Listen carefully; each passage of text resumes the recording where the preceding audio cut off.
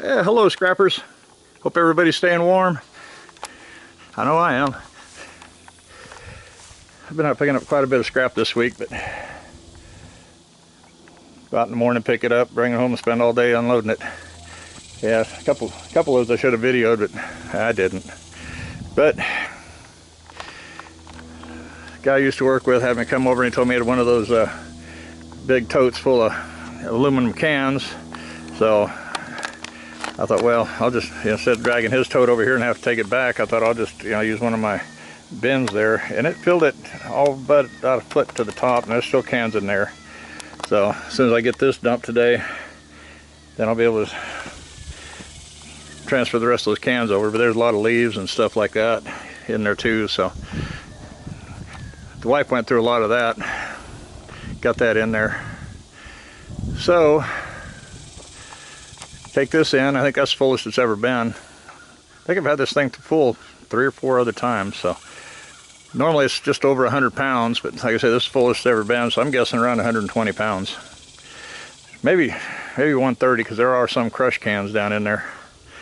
So I'm gonna head out here in a minute. I got to get a good leaf rake, because once I get, yeah, let me show you this. I got double doors here on the back for those guys that are the first time seeing this video. I got double doors, and the scrapyard, they've got 55-gallon plastic barrels. And they got a bunch of, like 1.5 inch, 2 inch holes cut out. Smaller than what the cans are, so the cans won't fall out of the holes. But what I do, I'd start out by just opening the one door and let them fall into the barrel, and then eventually open 2 doors. Then I'll have to get the leaf rake and rake them back. On the top, you can see right here, I got a little door that opens up here. I got to get some. I started putting some hog ring clips on there to hold that chicken wire. Originally, just put zip ties, which I knew eventually they would rot out.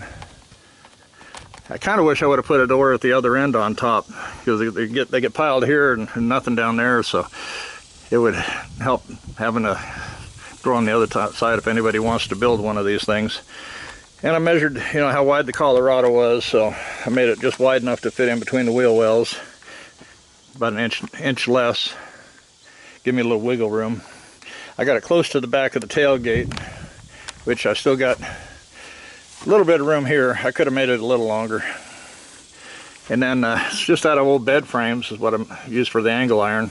Welded them together, then I made them the height of a cattle panel, because I welded the cattle panel in, and then I zip tied the chicken wire to the cattle panel.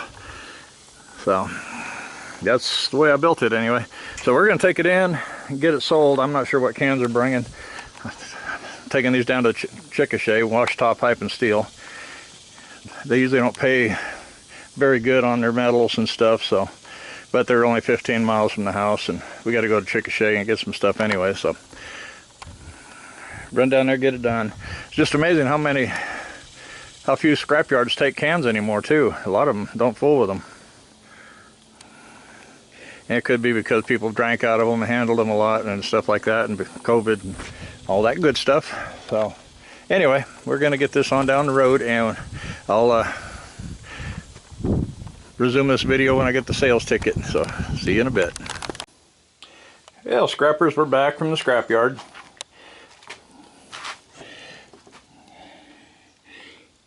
Cans, cans, cans. Gross 129, 136, and 43. Found 2 full soda cans for my daughter and her husband. So total, we had 66 pounds, 73 pounds. They had like 6 55-gallon plastic barrels with a bunch of holes cut in them, round holes. And so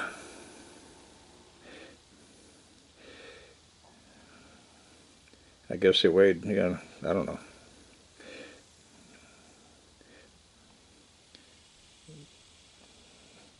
Looks like at 63 pounds for tear, that'd be about 10.5 pounds a piece, or 11.5 pounds, something like that. Because they got 23, so It'd be about 11.5 pounds a piece, because that last one there was 2 of them and they were just partially full. So we had 159 pounds, they say, and they said normally they over here they paid 60 cents a pound. They said their normal price right now is 40 cents, but since I had so much of it, 159 pounds, that they went ahead and bumped me up to 60 cents. It gave me a total of $95.40. Yeah, you don't get rich on cans unless you're in one of those states where you get a nickel a pop, nickel a can, and then if you had that many cans, yeah, you'd probably make some good money. What is it, 20 cans, you make $1. No telling how many cans are in that thing. I guess some of you know how many cans in a pound, and so you could figure out 159 pounds and get a pretty good idea how many cans there were. But $95.40 wasn't bad. I think my wife was disappointed in the pay, but yeah, I know cans don't pay that much, so I knew I wasn't going to make big money on it. Normally I only have a little over 100 pounds in that cage, but I had quite a few that I'd crushed in there, so yeah, she tagged along to see how I unloaded that cage, and she got in there and helped what she could. So we got it done. So I hope everybody enjoyed this video. I would have liked to have taken the tripod and recorded unloading that thing. That would have been interesting, but maybe next time. I'm not sure if they'd want me filming down there or not. So I thank everybody for watching, and we'll see you guys in the next video. Bye bye.